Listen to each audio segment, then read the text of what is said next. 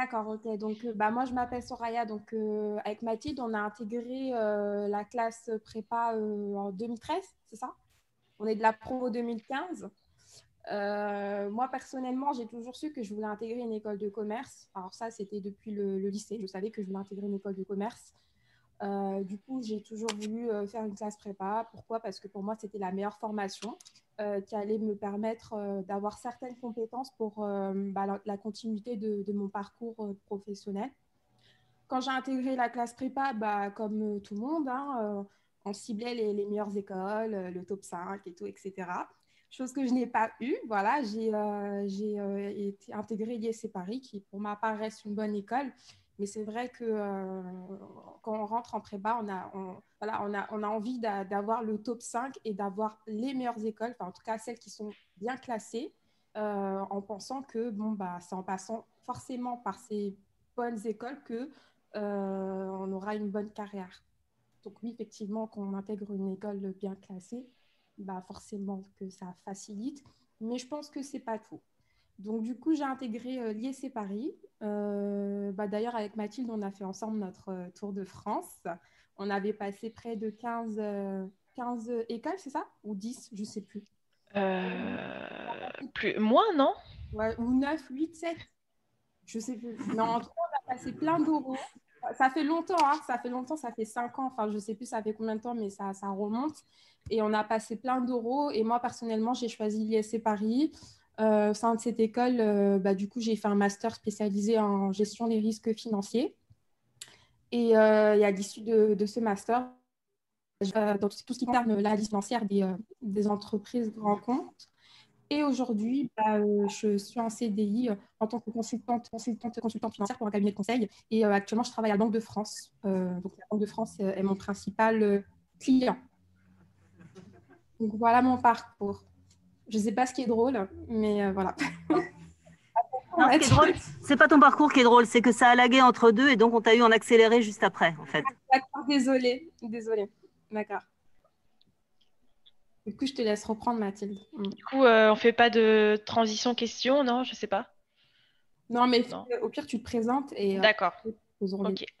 Alors moi j'étais donc dans la même classe que Soraya et j'en garde, même si c'était dur quand même, j'en garde de très très bons souvenirs.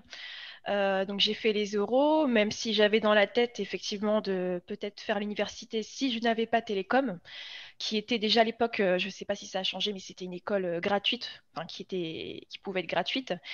Et moi je visais cette école parce que voilà, j'avais pas vraiment envie de m'endetter à la sortie de la prépa. Et, euh, et je trouvais qu'elle n'était pas très loin de Paris, donc je trouvais que c'était bien. Donc je l'avais eu dans les concours blancs, mais pas dans les vrais concours malheureusement. J'ai quand même été admissible à 7 écoles de commerce, dont une Écricom. Mais du coup, j'ai quand même passé les euros. Mais je ne savais pas trop encore à l'époque, mais finalement, j'ai choisi de faire l'université. Et donc j'ai fait une licence AES. Je ne sais pas si vous connaissez, c'est un peu une licence. Beaucoup de personnes vont quand elles savent pas trop ce qu'elles voulaient faire. Moi, j'ai toujours été attirée par le métier de chargé d'études dans le domaine plus marketing, en fait, tout ce qui est comportement d'achat et tout. J'ai toujours été un peu intéressée par ça. Donc, j'ai fait donc ma licence 3. Donc, j'avais un bon dossier. Donc, quand on sort de prépa, l'avantage, c'est qu'on peut faire un peu ce qu'on veut, je pense. Et donc ça, c'est une bonne chose déjà dans ton CV si tu veux rentrer dans la vie pro, si tu veux trouver un stage, je trouve que c'est une bonne chose. Donc j'ai fait ma L3 AES dans lequel il y avait beaucoup de droit, de l'économie, de l'analyse financière et dans lequel aussi j'ai fait l'option marketing. Donc voilà. Si jamais vous êtes intéressé, il y a pas mal de choses à faire là-bas. Donc c'est très ouvert. Voilà. Et donc ensuite, j'ai fait un master gestion des territoires, non, économie appliquée, gestion des territoires et développement local, parce qu'on restait toujours dans l'économie. Et il y avait aussi une partie territoire qui était intéressant parce que si on veut travailler dans les collectivités, par exemple au département, à la métropole ou à la région, on peut travailler dans diverses choses en fait. Donc dans le politique ou par exemple dans l'économie, l'aménagement du territoire, les actions sociales, le développement durable. Et donc, je me suis lancée là-dedans, parce que je trouvais ça intéressant. J'ai fait un stage à la région Normandie en tant qu'assistante chargée de projet. Donc, j'ai été là pour faire une étude et pour appuyer un projet de mise en place d'une plateforme web qui avait pour but, on va dire, de vendre et de rendre attractifs les pôles de santé. Et donc, il y avait une partie études et une partie un peu numérique qui était très intéressante, où j'ai rencontré beaucoup de partenaires. Et là, du coup, donc, j'ai fini mon master et je suis chargée de projets transversaux, donc au département cette fois-ci, donc toujours dans une collectivité territoriale. Donc, c'est un autre monde, hein. C'est pas, on va dire, c'est plus c'est un autre monde, le monde des collectivités. C'est pour ça que quand on rentre, si jamais vous voulez travailler dans une collectivité un jour, le mieux c'est de passer les concours. Mais c'est un autre monde, c'est pas vraiment le monde de l'entreprise. On parle pas, on n'a pas les mêmes mots, on n'a pas le même vocabulaire, etc. Et donc voilà mon parcours. Et en gros, mon métier consiste à accompagner les directions dans les orientations, les politiques, en donnant des outils, une méthode, un calendrier, des études aussi. Donc c'est pour ça que j'ai ma petite partie passionnante d'études sur les politiques, sur les dépenses, etc. Donc voilà, donc il y a chargé de projet, il y a une grosse partie méthode. Et d'ailleurs, je pense que la prépa, ça m'a aidé à apprendre à apprendre, hein, comme dit Monsieur Leroux, et ça m'a apporté une bonne méthodologie. Donc voilà, dans le domaine de l'action sociale et de l'insertion, ce qui est très, très satisfaisant, surtout en ce moment en période de crise. Voilà.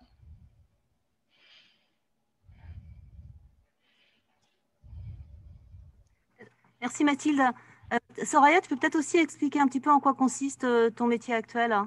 Oui, oui. Alors, moi, mon métier actuel, alors ce que je fais, alors je travaille du coup dans un cabinet de conseil en tant que consultante financière, donc j'interviens dans différentes banques. Et du coup, moi, ce que je fais, c'est que j'ai fait un master en finance, donc ça veut dire que j'ai des appétences financières, des connaissances financières. Et de nos jours, la digitalisation a pris énormément d'ampleur dans les banques. Du coup, je fais, on va dire, l'intermédiaire entre les services méthodologiques, les services de direction des banques et les ingénieurs. Donc là, par exemple, à la Banque de France, suite à certaines recommandations de l'ACPR, on va dire que les réglementations baloises évoluent. Puisqu'elles évoluent, donc forcément que les systèmes internes et les méthodes de notation financière en banque changent. Et au sein de la Banque de France, il y a des notes qu'on appelle des cotes externes. Donc, c'est-à-dire que toutes les banques, que ce soit BNP, HSBC ou peu importe, toutes les banques qui cotent, on va dire, les entreprises, ça peut être des TPE, PME ou des TGE. Hein. Quand je dis TPE, PME, TGE, ça peut être des petites entreprises, des moyennes, des grandes entreprises. Ils vont se servir de la cote externe Banque de France pour faire les analyses financières de leurs entreprises. Ce qu'il faut savoir, c'est que toutes les banques, toutes les entreprises au sein des banques sont notées. Et en fait, les notes représentent en fait, ce sont des indicateurs de risque. C'est-à-dire, est-ce que l'entreprise, elle est solvable? Est-ce qu'elle représente des risques? Est-ce qu'elle fait partie d'un secteur d'activité qui peut être amené à subir une crise économique?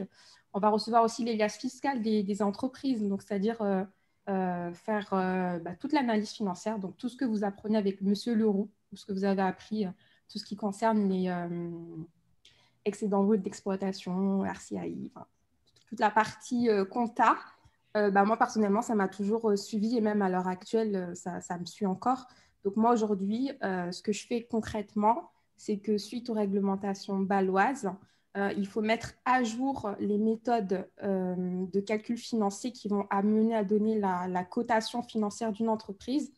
Et pour ce faire, il y a des logiciels. Et moi, je fais vraiment l'intermédiaire entre la direction des entreprises, donc toutes les personnes qui vraiment décident de toutes ces méthodologies, de tous les calculs. Je fais l'intermédiaire entre eux et les ingénieurs qui, eux, vont développer le logiciel ou mettre à jour le logiciel qui fait tous les calculs derrière. Parce que je pense que vous avez déjà entendu dire que oui, tout ça, ça sera calculé en entreprise. Hein, c'est une machine, c'est l'ordinateur qui va calculer qui va tout calculer. Oui, certes, l'ordinateur va tout calculer, mais de nos jours, il y a des personnes qui font l'intermédiaire et qui développent en fait un logiciel, l'outil, qui va faire le calcul derrière. Et du coup, il faut des personnes comme moi, entre guillemets, pour faire l'intermédiaire en fait. C'est-à-dire vraiment traduire, traduire les besoins métiers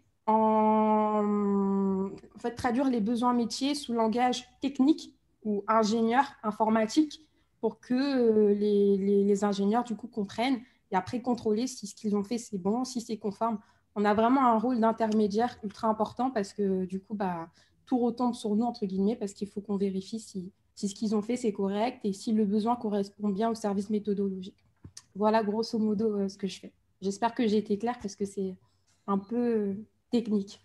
Je pense que tu as été claire parce que même moi j'ai compris, donc ça doit être bon. On a une question ici. Quelqu'un voudrait savoir si tu as fait ton école en alternance. Non, j'ai pas fait mon école en alternance.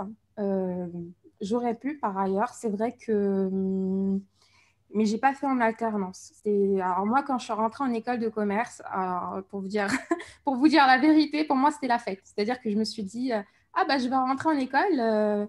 Enfin, je me suis dit là, je vais souffler. Mais non, j'ai pas fait d'alternance. J'ai fait un parcours complet. Après, je me suis investie aussi dans un système associatif, ce qui fait que je n'avais pas le temps de faire l'alternance. Mais j'ai des amis qui ont fait de l'alternance. Voilà. En tout cas, oui, si vous pouvez faire de l'alternance, je vous encourage. Voilà, c'est encourageant de faire de l'alternance. Après, moi, personnellement, j'en ai pas fait. Je n'ai pas fait de césure non plus. Donc, vraiment, pour vous dire qu'on peut débarquer sur le marché sans faire d'alternance, sans faire de césure. Enfin, j'avais quasiment pas d'expérience. J'ai juste fait un stage chez BNP, un stage de fin d'études chez BNP Paribas. Et après, j'ai signé dans mon cabinet de conseil. Voilà. Donc, vraiment pour vous dire que votre parcours, certes, oui, en faisant de l'alternance, c'est plus simple. Oui, en faisant certaines choses, ça peut être plus simple, mais il faut avoir confiance en vous. Et tout est une question de feeling, en fait. Et c'est quand vous allez passer les entretiens, voilà, c'est au feeling, en fait. Il n'y a pas de parcours parfait pour avoir tes postes. Enfin, avec n'importe quel parcours, vous pouvez atteindre le poste que vous voulez. Voilà. Il y a deux autres questions, puis encore une autre après, mais déjà, il faut que je me rappelle de ces deux-là. Pourquoi est-ce que tu as choisi cette école-là? Et deuxièmement, comment est-ce que tu as su dans quel domaine tu voulais travailler? Alors moi, c'est depuis la prépa. Il faut savoir que avant la prépa, quand j'étais au lycée, j'aimais pas les maths. Vraiment, j'avais trop du mal avec les maths. J'aimais pas du tout. Et je sais pas si Monsieur Lucas il est toujours là, mais je sais pas. Les cours de Monsieur Lucas m'ont fait aimer les maths. Voilà, pour vous dire la vérité. Alors, ils sont tous en train, mais vraiment, sincèrement, les cours de Monsieur Lucas, alors oui, ça peut être compliqué, mais en fait, quand on regarde bien, quand on se concentre bien et qu'on refait les exercices à la maison, ça coule de source, entre Il faut guillemets. être à fond les maths. Il faut être à fond. Si t'es pas à fond, tu décroches. Enfin, moi personnellement, enfin, je me permets. C'est... C'est Au début, ça allait. Après, ça. ça devenait de plus en plus dur. Mais vraiment, faut être à fond, être concentré. Faut pas perdre 2 minutes de cours, quoi. Si tu perds 2 minutes de cours, Ouais. Moi, ce qui m'a donné envie, pour répondre à la question, c'est que quand on arrive en prépa, tout est tellement dur, en fait. Quand on arrive en prépa, pour nous, c'est dur, c'est complexe, c'est trop intense. Et donc, on prend l'habitude de cette intensité-là. Et une fois qu'on arrive en école de commerce, tout devient facile. Et du coup, j'avais pris l'habitude pendant 2 ans, enfin, on avait pris l'habitude pendant 2 ans d'être dans un environnement dur, intense. L'école, même si on n'avait pas vraiment tout le temps des bonnes notes, hein. Moi, franchement, je n'avais pas des notes non plus extraordinaires. Mais peu importe les notes que vous avez, c'est que quand on est en prépa, on nous forge à être dans un à environnement, progresser. à progresser, ouais, et être dans un environnement tellement dur que quand on arrive en école de commerce, peu importe l'école, pour nous, tout devient plus simple parce qu'on a fait pire. Et moi, ce qui m'a poussée à faire finance, c'est que j'avais besoin de cette complexité-là, en fait.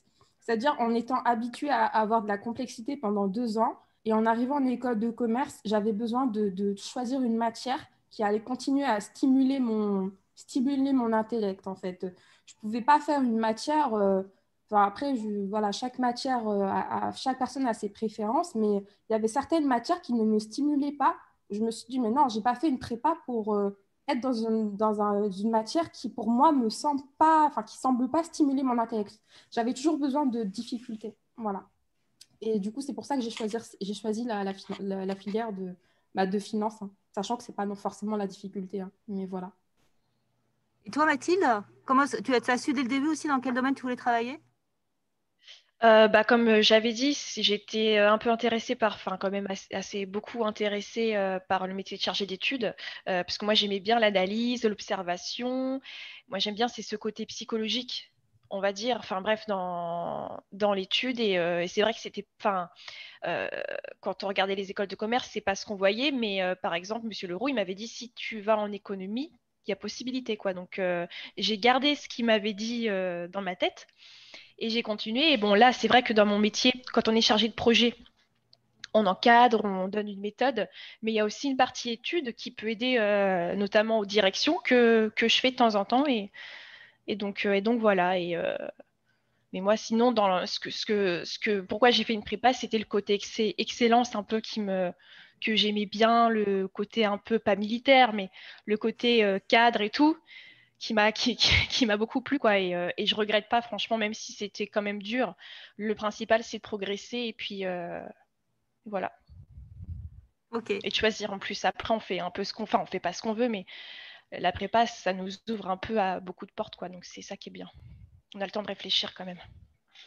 Une autre question, Soraya, est-ce que tu es encore endettée aujourd'hui?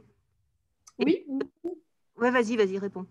oui, je suis encore endettée. Alors oui, effectivement, pour être totalement transparente avec vous, c'est-à-dire que pendant l'école de commerce, j'étais tellement pas terre à terre. Bon, aujourd'hui, en prenant du recul, je me dis d'autres choses, mais c'est vrai que j'ai des amis pendant l'école qui ont fait la prépa, hein, d'ailleurs, je sais, enfin, mais des amis qui, eux, ils remboursaient leur crédit pendant leurs études et n'avaient pas de difficulté à travailler en parallèle. Moi, c'était tout l'inverse. Vraiment, j'étais peace and love. Je me suis dit, ah, bah, je rentrerai plus tard. Voilà.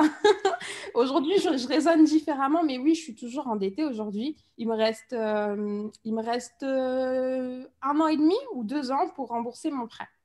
Voilà.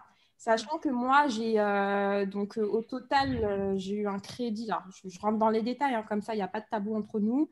J'ai eu un crédit de 32 000 euros, sachant que je rembourse des mensualités de 600 euros. Voilà, c'est ça. Et sachant que bon, j'avais déjà remboursé une grosse partie parce que j'avais déjà de l'argent de côté, mais j'ai des mensualités de 600 euros aujourd'hui à rembourser. Et ça ira très vite, de toutes les manières. Voilà, il me reste 1 an et demi, 2 ans. Donc ça va, j'ai 25 ans, on va dire que dans 26, 27 ans, c'est bon, tout est fini. J'ai une question, c'est comment est-ce que vous avez trouvé votre premier emploi? Alors, Alors ouais. vas-y. Non, vas-y, Mathilde. Alors mon premier emploi, j'avais postulé en fait, je pensais vraiment pas l'avoir parce que c'était quand même un emploi cadre et tout. Et en fait, c'est vrai que j'ai eu un petit coup de chance, on va dire, c'est que j'étais deuxième sur la liste des candidates retenues. Et la première candidate s'est désistée à cause du Covid. C'est-à-dire que en fait, elle voulait partir, enfin, elle voulait, comment dire, travailler là-bas, mais elle a changé d'avis car elle voulait rester dans son ancienne collectivité. Enfin bref, c'est un coup de chance. C'est un peu un coup de chance, mais quand même, la chef de service qui m'encadre voulait me prendre. Enfin bref, on va dire c'est un petit coup de chance, mais je pense que c'est ça aussi la vie quand on trouve quelque chose.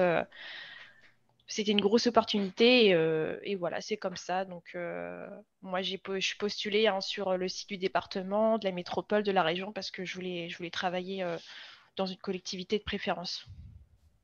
Moi, c'était grâce au réseau. Franchement, concrètement, c'était tous les entretiens que j'ai eus.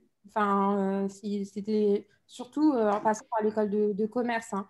Moi, je n'avais pas fait d'alternance, je n'avais même pas fait de césure. À chaque stage, je faisais, vous savez, les stages en école de commerce. Alors, parcours, mais c'est surtout grâce à l'école de commerce. Hein. Mon premier stage chez BNP, mon stage de fin d'études, c'était grâce pareil à une personne qui travaillait à l'école de commerce, qui avait des relations avec BNP, et du coup, je suis rentrée comme ça. Et pareil, mon CDI, c'était une ancienne personne, un ancien diplômé de l'école, qui avait pris mon CV, qui l'avait transmis à son service ressources humaines.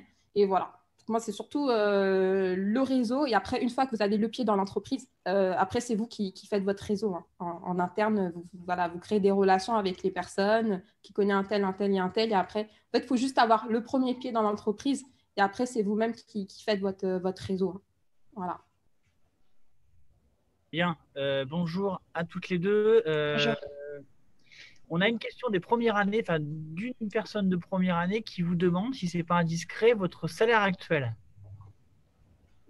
Ouais, bah moi, je suis à 41K en fixe. Alors moi, je raisonne par mois, hein. Je suis à 1800, sachant que c'est mon tout premier poste. 1800 net. Voilà, par mois, hein. D'accord. Bah, moi, du coup, dans les mois, ça fait dans les 2500, hein, dans les mois. Ça, je parle en net, hein. Après, en brut, c'est dans les 3000, 3100. Voilà, c'est 3100 dans les bruts. Mais voilà, il faut savoir que quand on est cadre, la différence entre le brut et le net est plus accentuée. Mais voilà. Et vous nous rappelez au bout de combien de temps vous gagnez ça, s'il vous plaît, Soraya? Moi, c'était direct, hein. Concrètement, alors je vous explique. Moi, quand je suis rentrée, alors en général, hein, pour vous dire en moyenne, en moyenne, c'est parce que, ouais, enfin, en moyenne, les personnes vont rentrer avec du 38, 37, voilà, etc. Et moi, quand je suis rentrée, donc ils m'ont fait rentrer à 38 et en l'espace d'un an, même pas. En fait, ils ont augmenté mon salaire, en fait. Ils ont augmenté toujours mon salaire. Et au bout d'un an, bah, j'ai atterri à 41K. Donc voilà. C'est que, voilà, c'est parce on est vraiment sur un secteur qui recrute, hein. On est vraiment sur un secteur qui recrute. La digitalisation, ça prend de l'ampleur. Et si vous pouvez avoir la double casquette, hein, mais je ne dis pas ça que dans le monde du finance, hein. C'est vraiment. Partout. Il y a des personnes même qui sont intéressées par du luxe, hein, et qui vont faire de la digitalisation dans le secteur du luxe. Ça peut être dans le secteur même territorial, hein, comme le tien, Mathilde. Mais la Oui, digitalisation, ça prend énormément. j'encadre aussi un projet, justement, une plateforme là-dessus sur les, comment dire, les directeurs des unités territoriales d'action sociale et les porteurs, en gros, ils déposent leurs demandes. Et du coup, ça se fait sur une plateforme dématérialisée. Et j'encadre du coup ce lancement de plateforme. Voilà. C'est partout, hein, maintenant. Donc, pour vous dire, même avec un crédit, en réalité, on s'en sort bien. Voilà. Et on n'a pas besoin de compétences techniques, informatiques pour encadrer la digitalisation, hein, Soraya. C'est plus intuitif, méthodique qu'autre chose, quoi. On donne les outils et puis ils doivent. Après, c'est plus les techniciens, les web, comment ça s'appelle, les web, Designer. voilà, qui font ça, quoi. Merci beaucoup. Vous avez suscité beaucoup de réactions dans la classe. Un petit brouhaha il y a eu un petit brouhaha. Je pense que l'argument du salaire doit être intéressant. Et si j'ai une chose à dire par rapport au salaire, c'est que moi, je sais que dans mon secteur, aujourd'hui, bon, je suis à 41K, mais sans vouloir trop parler, je sais que, par exemple, en voulant signer ailleurs, parce que moi, du coup, maintenant, ils m'ont fait passer en senior, et en voulant signer ailleurs, je sais qu'ailleurs, on propose plus, hein. On propose du 50K, voilà, on propose tout ça, mais pourquoi j'ai peur? Moi, c'est juste par rapport au secteur actuel. C'est avec le coronavirus, le confinement et compagnie, puisque j'ai un crédit derrière, même si on peut le rembourser et tout, etc., c'est que je ne veux pas prendre le risque de repasser par une période d'essai. Mais il faut savoir que quand tout reviendra à la norme, enfin, moi, je sais que ce que je vais faire, c'est que je vais postuler ailleurs pour me faire un gap salarial, hein. Et c'est comme ça que ça se passe. Voilà, on fait toujours tous des gaps. LinkedIn, ça sert énormément. Ça, je tiens à le préciser.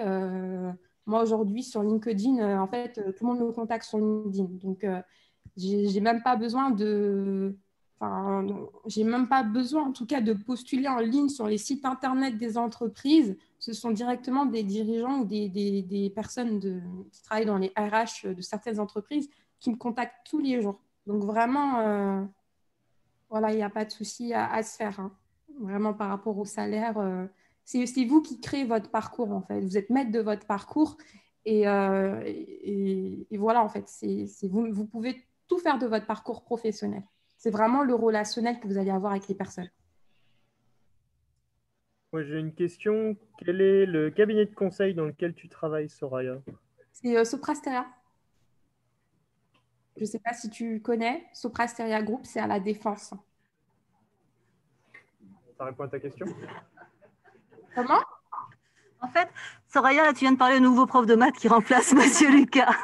Ah, d'accord. Alors oui. Je ne faisais que transmettre la question d'une élève, mais en effet, je suis le nouveau prof de maths. D'accord. Ok. Je me disais bien, monsieur, c'est la première, hein?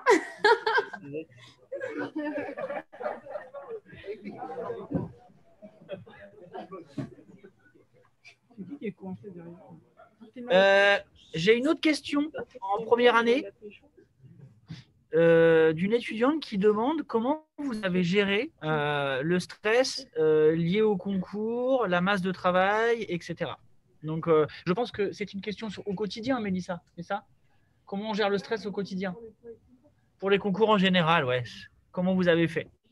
Alors, pour ma part, déjà, j'ai toujours été à la base quelqu'un de nature angoissée, hein, Soraya.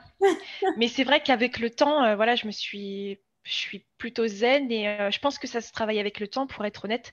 Après, des conseils, c'est, je sais pas, faire, j'allais dire faire du sport, mais on n'a pas beaucoup de temps, mais je sais pas, faire des petites séances de relaxation, du sport. Enfin, moi, c'est pas ce que je faisais, mais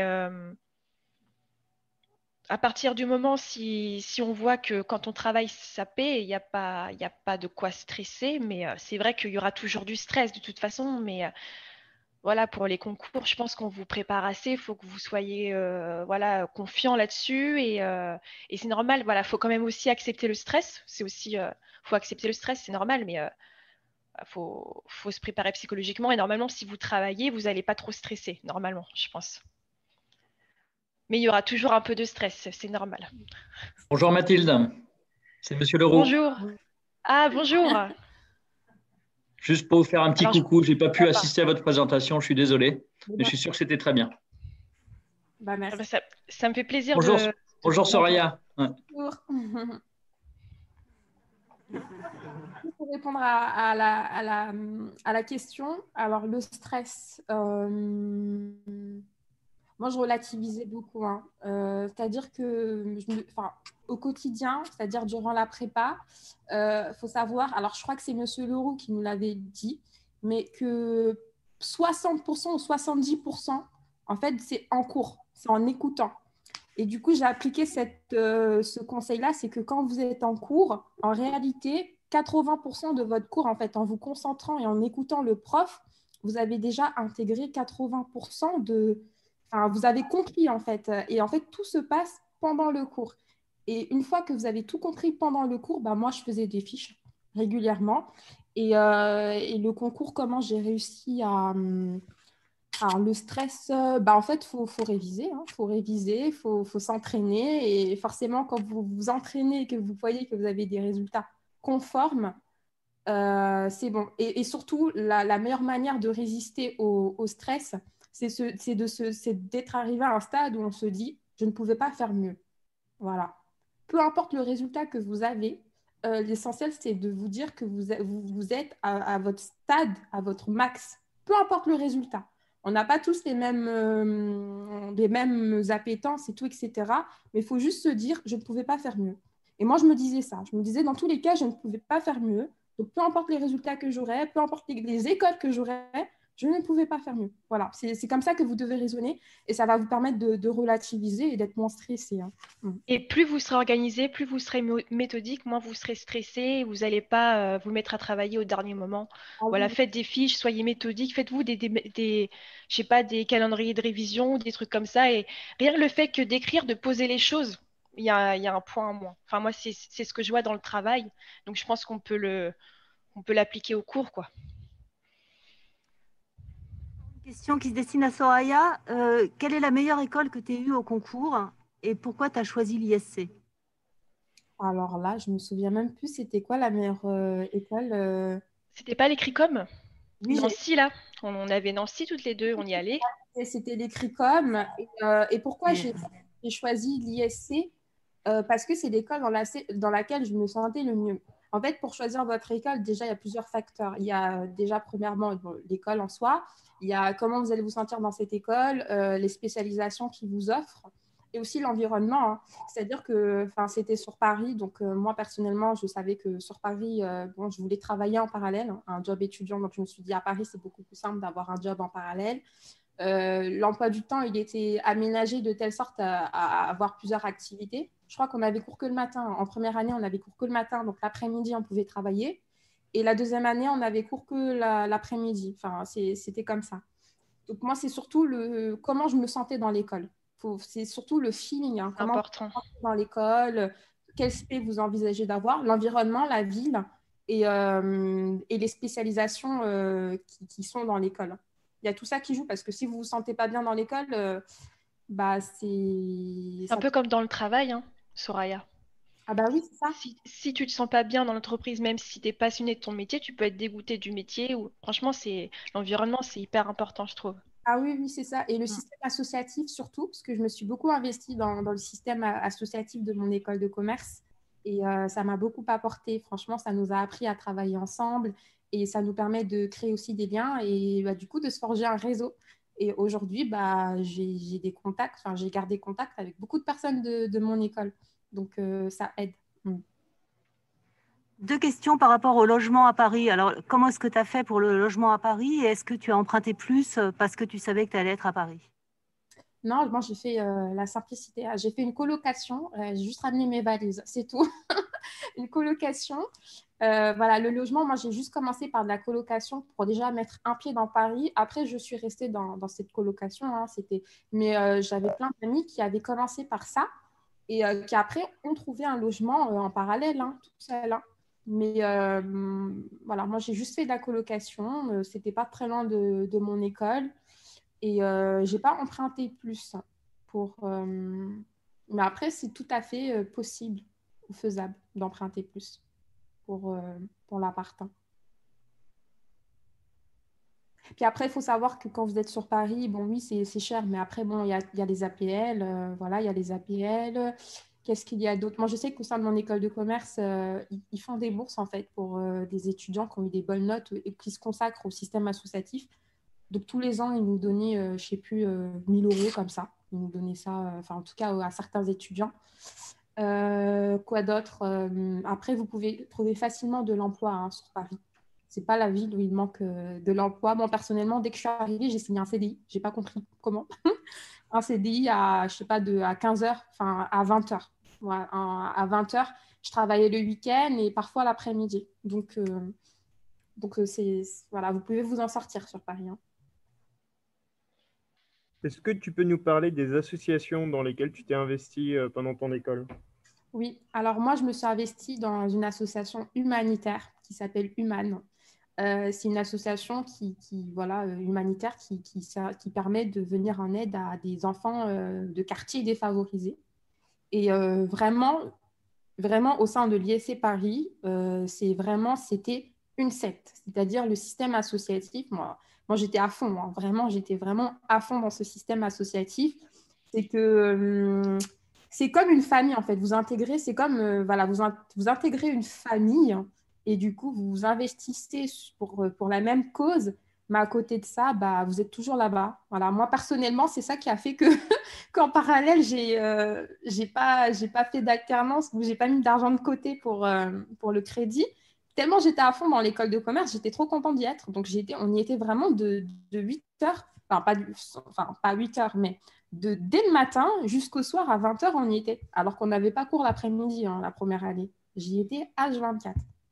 Donc, vraiment, voilà, c'est le feeling que vous avez avec l'école. Et moi, cette école, j'avais eu un réel feeling, en tout cas. C'est les personnes qui y étaient m'ont accueilli. Enfin, je ne me voyais pas être dans une autre école. Et vous allez ressentir la même chose, hein, dans une des écoles que vous allez visiter.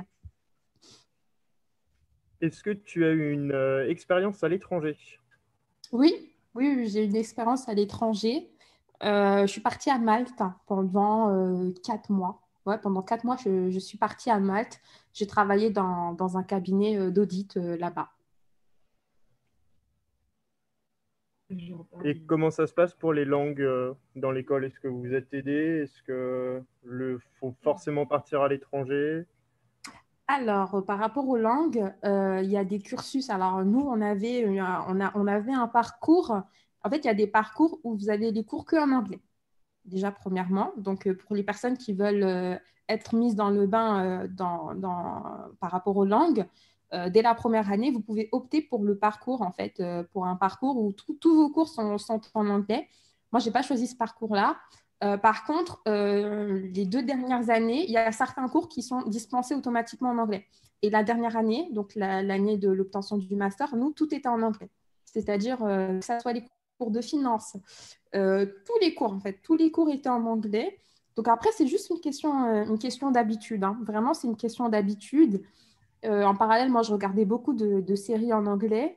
Et le fait d'aller à l'étranger aussi, ça aide. Hein. 4 mois dans un pays anglophone, bon, même si Malte, ce n'est pas the pays anglophone, l'anglais, c'est leur deuxième langue officielle, mais ça m'a beaucoup aidé. Hein. Donc, je n'étais pas un as de l'anglais et aujourd'hui, je peux travailler en anglais. Donc, l'école aide. Quand vous faites des cours dispensés qu'en anglais, bah, vous prenez l'habitude très rapidement. Hein. Et aujourd'hui, dans ton travail, quelle proportion, dans quelle proportion utilises-tu l'anglais ou une autre langue étrangère? Alors là, c'est la Banque de France. Donc, la Banque de France, eux, c'est typiquement French, la vérité.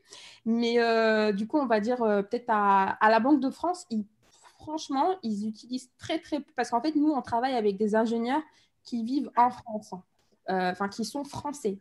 Par contre, dans mon précédent client, donc au Crédit Agricole, on était à 50%. Hein.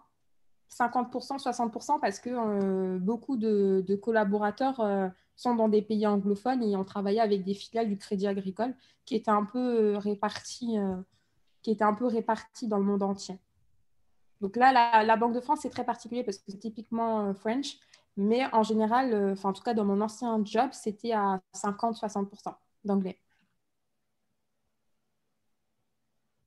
Et quand tu es parti à Malte, ça t'avait coûté très cher ou pour le financer, ça avait été compliqué ou pas? Non, franchement, non. Alors, quand je suis partie à Malte, oui, j'ai choisi Malte parce que c'était pas très cher. Voilà. Parce qu'il y avait du soleil et c'était pas très cher et ils parlaient anglais. Voilà, ça m'évitait d'aller ailleurs. Mais non, pas du tout parce que, bon, étant sur Paris, vu comment Paris, ça peut être semblé cher, donc Malte, c'était moins cher que Paris déjà. Donc, me concernant, ça changeait pas trop. Vraiment, ça ne changeait pas trop. Et il faut savoir qu'il y a les bourses Erasmus. Alors moi, personnellement, je ne savais pas ça, donc c'était trop tard. Mais j'ai une amie qui était avec moi à Malte. Et donc, elle a fait des demandes de bourse auprès de l'école. Et ils ont dû lui passer au moins dans les 2000 euros, quoi. Enfin, 2000 euros, donc elle était ultra bien. Hein. Donc, il y a toutes les bourses. En fait, il y a plein de bourses qui aident des étudiants qui veulent faire leur stage à l'étranger. Hein. Donc, par rapport à ça, il ne faut pas vous inquiéter. Et moi, je me suis fait aider. Alors, je suis partie à l'assistante sociale du Crous qui m'a aidée. Voilà, ils m'ont donné 1500 euros. Je leur ai fait un petit budget prévisionnel et ils m'ont donné même pas 1500, 1600 euros pour m'aider pour aller à Malte, sachant que je percevais en parallèle ma bourse d'études tous les mois. Donc, non, franchement, j'étais bien. Même mieux qu'à Paris, puisque c'était moins cher.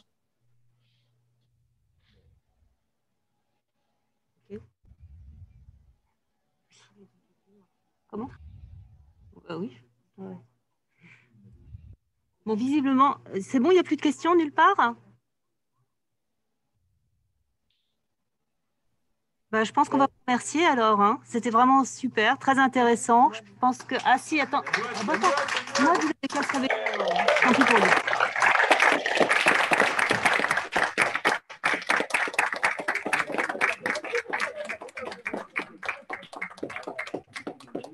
On vous souhaite bon courage et allez jusqu'au bout de vos envies. Et surtout, j'ai un petit conseil à vous demander.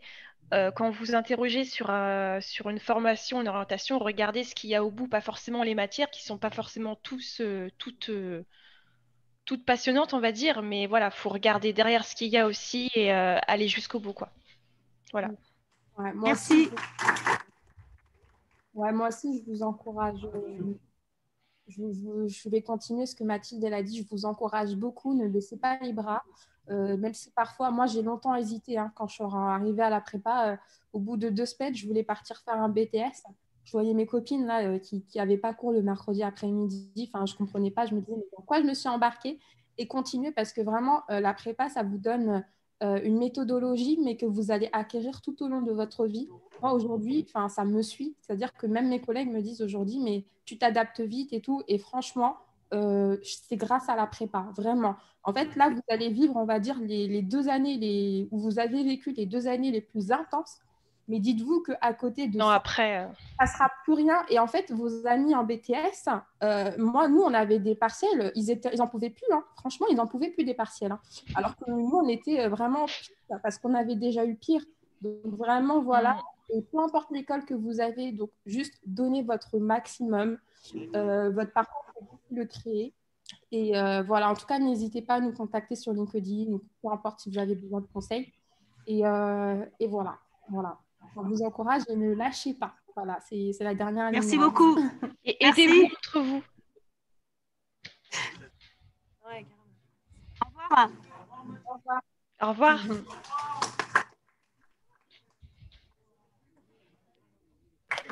Merci.